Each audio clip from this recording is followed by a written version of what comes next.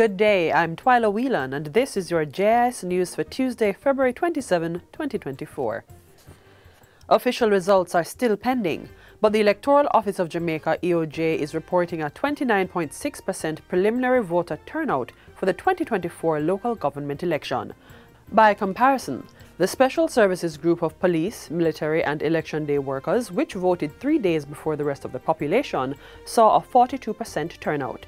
Yesterday, Jamaicans voted in 6,726 polling stations at 2,148 locations across the island.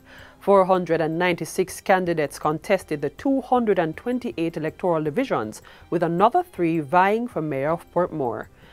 This included 229 candidates, each representing the Jamaica Labour Party and People's National Party, 4 representing the United Independence Congress, and 37 independent candidates.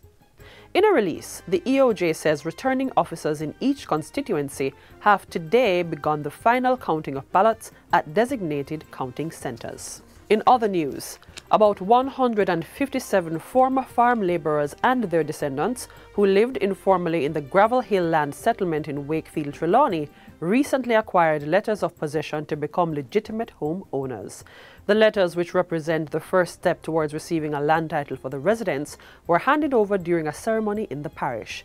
Minister of Agriculture, Fisheries and Mining Floyd Green says the distribution of the letters signifies the government's commitment to formally handing over sugar lands to their rightful owners. Our investigations at the Ministry of Agriculture, Fisheries and Mining revealed that persons who are working on the Hamden Sugar Estate over 60 years ago were given permission by the management of the estate to occupy this piece of marginal land.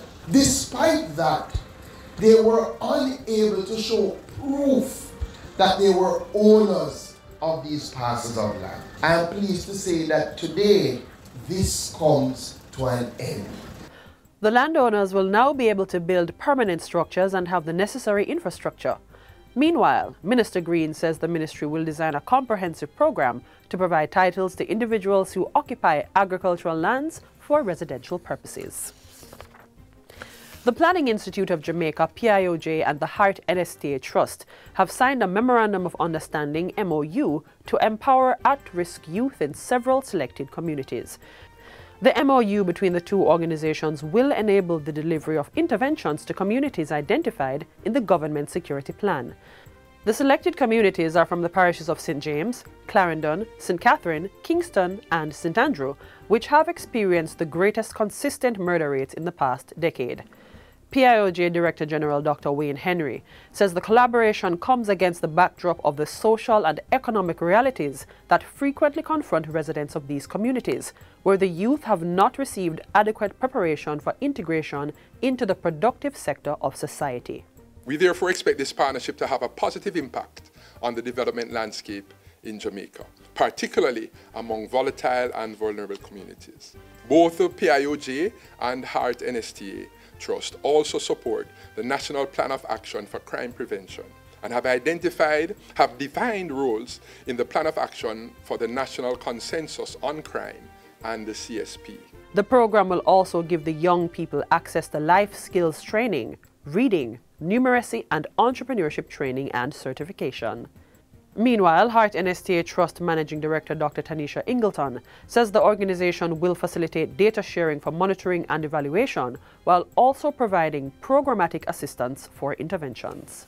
It is about unlocking the human potential within our communities, seeing those young men and those young ladies, helping them to understand that there is so much more out there for them.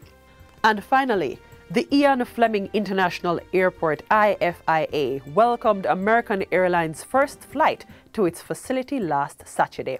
The aircraft at full capacity carried 71 passengers. The new service from American Airlines to the IFIA involves operating non-stop flights twice weekly going forward. Speaking at the historic event, Transport Minister Darrell Vaz said St. Mary and surrounding parishes would benefit greatly from the investment in the airport that has made this possible. This facility is going to be the gateway to over 8,000 hotel rooms and villas. So it's not just the Sanders and the Rios, etc. Member of Parliament for Western St. Mary Robert Montague also welcomed the new service, which he says has been long in planning and is just the beginning. Twice a week is a good start, but we are looking for daily flights.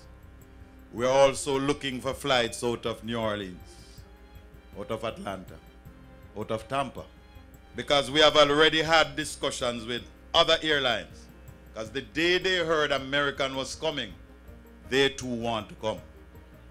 And we want them, because American will tell you that competition is always a good thing. A mile of highway will only take you a mile, but a mile of runway will take you to the world. And that's where St. Mary is going. The inaugural flight signifies a historic milestone and marks the beginning of a new era of connectivity for the IFIA and the Airports Authority of Jamaica. And that's it for JIS News today. I'm Twyla Whelan. Thanks for watching.